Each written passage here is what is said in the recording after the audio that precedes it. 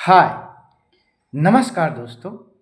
मैं विश्वजीत आनंद और आज हमारे साथ उपस्थित हैं एक खास मेहमान। अपना नाम बताएंगे आप? मेरा नाम रोमा कुमारी हुआ। इससे पहले कि हम लोग चर्चा आरंभ करें, क्या मैं एक गीत गुनगुना सकता हूँ? बेशक आप अपनी मुखों से एक गाना गाइए। जी। गंगा আমার মা, পদ্মা আমার মা, গঙ্গা আমার মা, পদ্মা আমার মা, ও আমার দুই চোখে দুই জলের ধারা, মেঘনা যমুনা, মেঘনা যমুনা, গঙ্গা আমার মা, পদ্মা আমার মা। वाह, बहुत ही अच्छा गाना।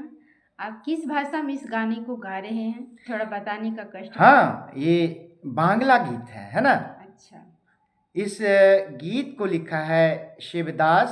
बनर्जी। हाँ, और इसी किसने गाया है? डॉक्टर भूपेंद्र हजारिका साहब। डॉक्टर भूपेन हजारिका ने, है ना? जी। तो लीजिए इसे सुनते हैं।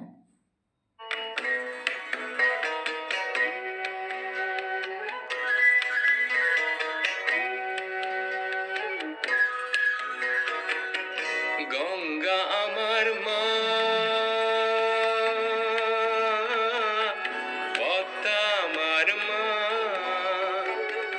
ও আমার দুই চোখে দুই জলের ধারা, মেঘনা যমুনা, গঙ্গা আমার মা,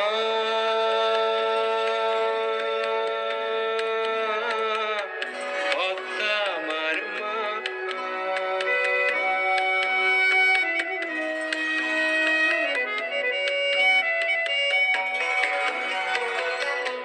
একই আকাশ একই বাতাস, এক হৃদয়ে একই তো শ্বাস, দোয়েল কোয়েল পাখির ঠোঁটে, आहा, দোয়েল কোয়েল পাখির ঠোঁটে, একই মূর্ছনা, একই মূর্ছনা,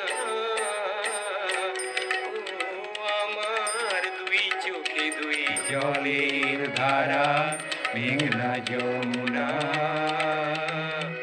গঙ্গা আমার মা।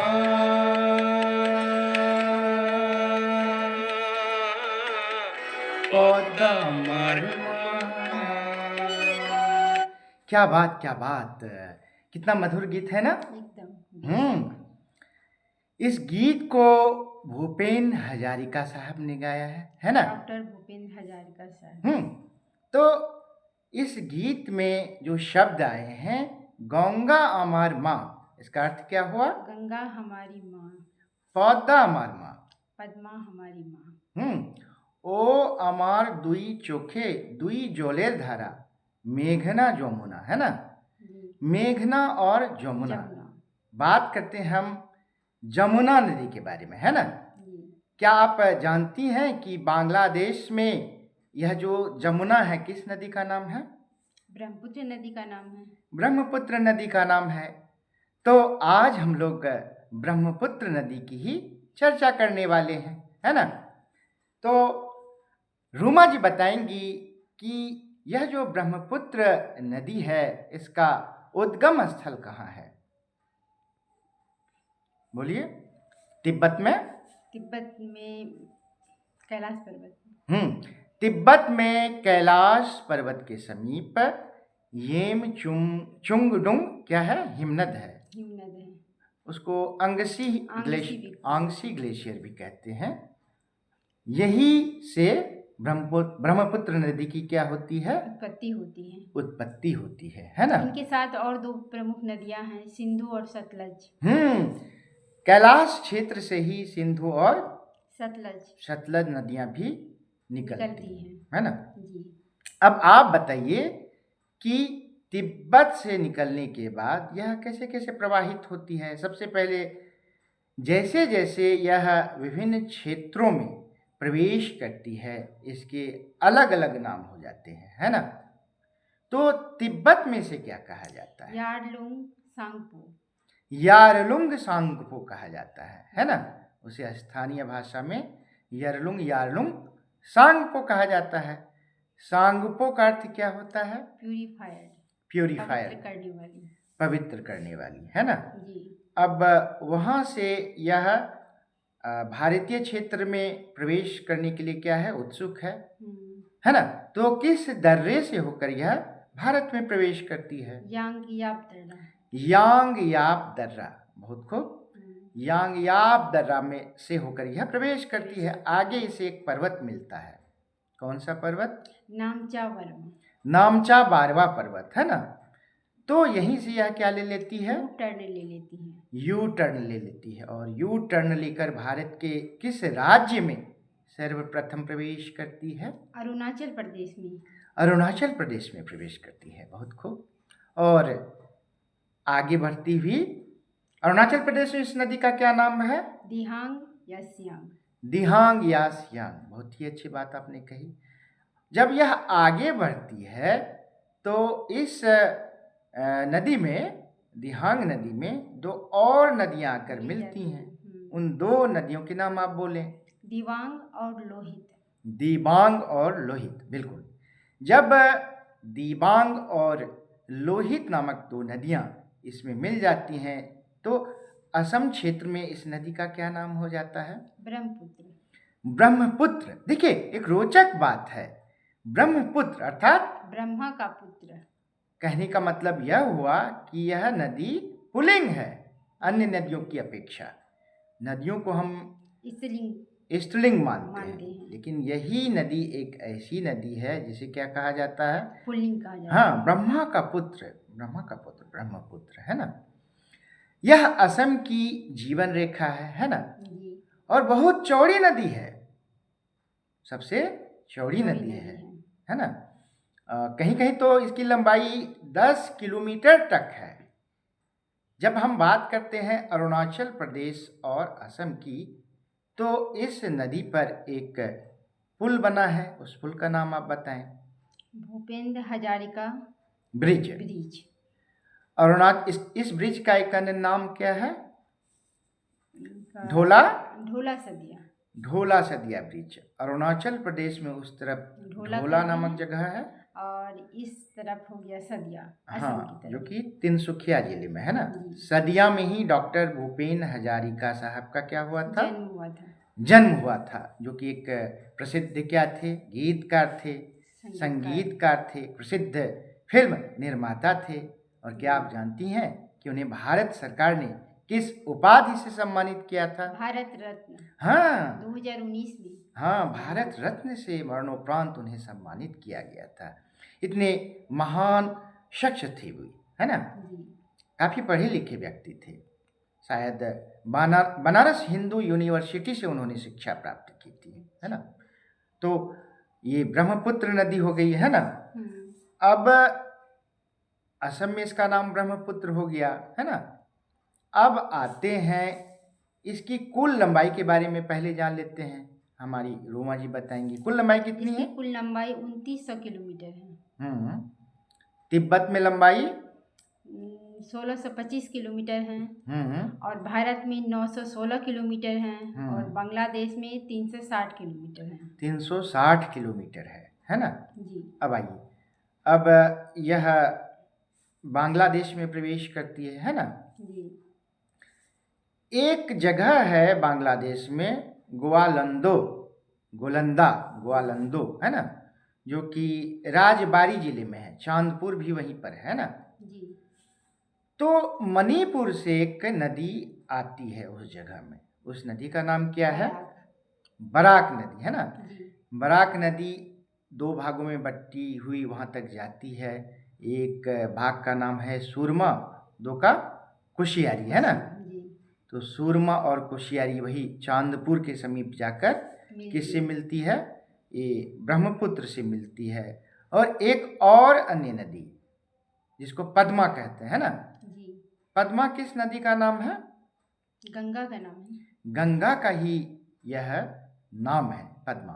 पद्मा जो गंगा, जब ये फरक्का ब्रिज है ना, फरक्का ब्रिज के बाद जब बांग्लादेश में यह प्रवेश करती है तो इसका क्या नाम हो जाता है? इसका नाम हो जाता है पद्मा, है ना। अब आइए कि पद्मा नदी इधर से जाती है, उधर से ब्रह्मपुत्र नदी जाती है। ब्रह्मपुत्र नदी जमुना नदी बांग्लादेश में कहलाती है ना।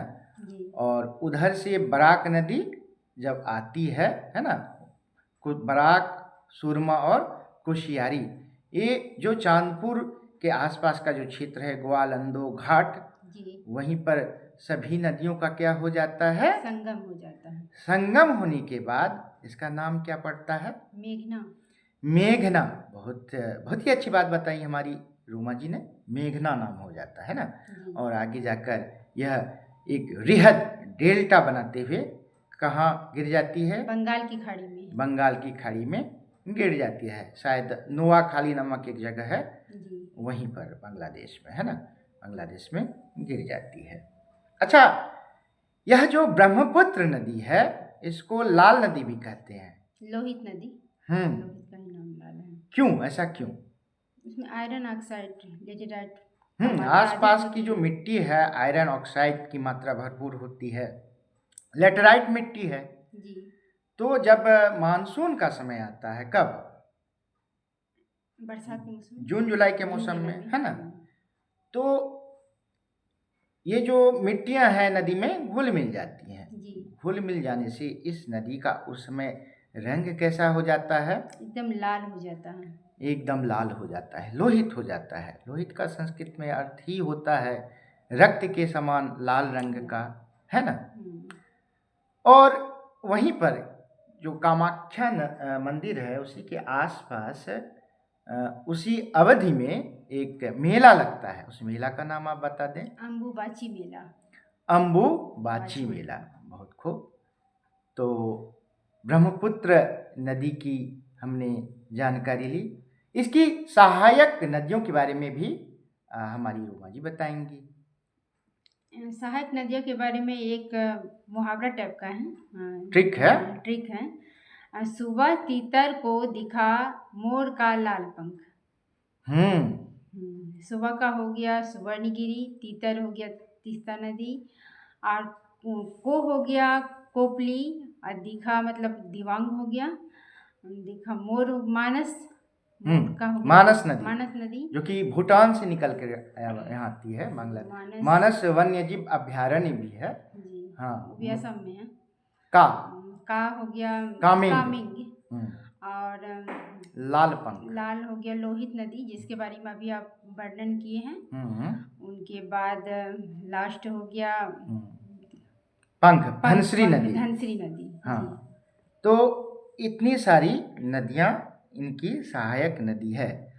और ऐसा कहा जाता है कि भारत का जो चंद्रमा का अपोलो मिशन है, अपोलो मिशन से चंद्रमा से दिखने वाली पृथ्वी की एकमात्र नदी ब्रह्मपुत्र नदी ही है। ब्रह्मपुत्र नदी ही है। यह काफ़ी चौड़ी तो है ही, काफ़ी गहरी भी है ना। जब वो वहाँ चली जाती है चांदपुर में, तो ऐसा कहा जाता है कि 300 मीटर तक गहरी है। 380 फीट गहरी हो जाती है। इधर असम में, हाँ, असम में 280 फीट लगभग गहराई है। वो जो चांदपुर जगह है, इतनी जो गहराई हो जाती है, गहरी हो जाती है, तो वहाँ दुर्घटनाएं भी काफ़ी होती रहती है ना। तो चलिए, ब्रह्मपुत्र नदी के बारे में चर्चा में भाग लेने के लिए आपका बहुत बहुत शुक्रिया। हम आशा करेंगे कि आप अगली बार हमारा साथ किसी रोचक विषय में अवश्य देंगे, है ना। जी बेशक।